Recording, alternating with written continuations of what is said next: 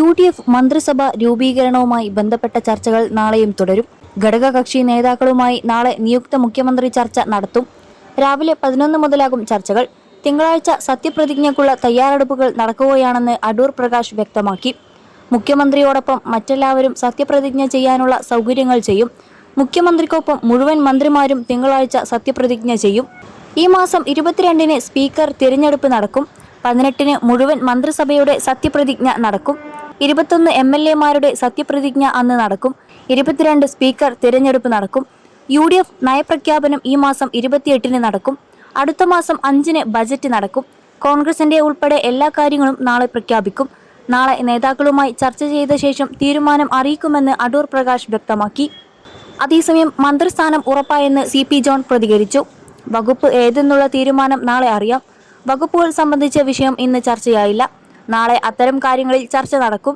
തിങ്കളാഴ്ച മുഖ്യമന്ത്രിയോടൊപ്പം മുഴുവൻ മന്ത്രിമാരും സത്യപ്രതിജ്ഞ ചെയ്യുമെന്ന് അദ്ദേഹം വ്യക്തമാക്കി.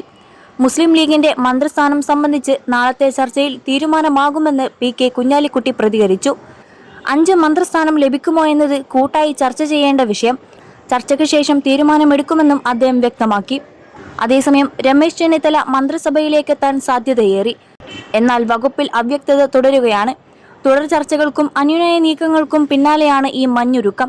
21 ലക്ഷത്തോളം സന്തുഷ്ടരായ ഉപഭോക്താക്കളും 2 ലക്ഷത്തോളം തിമിര ശസ്ത്രക്രിയകളും പൂർത്തിയാക്കിയ മലബാറിലെ ഏക കണ്ണാശുപത്രി Al Salama eye hospital, hospital road, Perinthalmanna.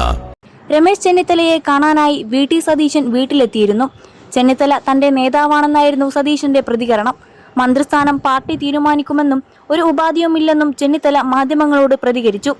കൂടിക്കാഴ്ചയ്ക്കിടെ Satheesan Ramesh ചെന്നിത്തലയെ മന്ത്രിസഭയിലേക്ക് ക്ഷണിക്കുകയും ചെയ്തിരുന്നു. അതോടൊപ്പം UDF സർക്കാരിന്റെ സത്യപ്രതിജ്ഞാ ചടങ്ങിൽ തമിഴ്നാട് മുഖ്യമന്ത്രി C. ജോസഫ് വിജയ്ക്ക് ക്ഷണക്കത്തയച്ച് ചീഫ് സെക്രട്ടറി.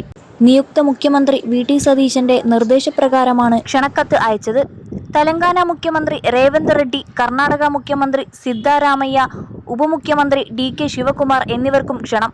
ഹിമാചൽ പ്രദേശ് മുഖ്യമന്ത്രി സുഖ്വീന്ദർ സിംഗ് സുഖു, ജമ്മു കാശ്മീർ മുഖ്യമന്ത്രി ഉമർ അബ്ദുള്ള, ജാർഖണ്ഡ് മുഖ്യമന്ത്രി ഹേമന്ത് സോറൻ എന്നിവർക്കെല്ലാം സത്യപ്രതിജ്ഞാ ചടങ്ങിലേക്ക് ക്ഷണം ലഭിച്ചേക്കും.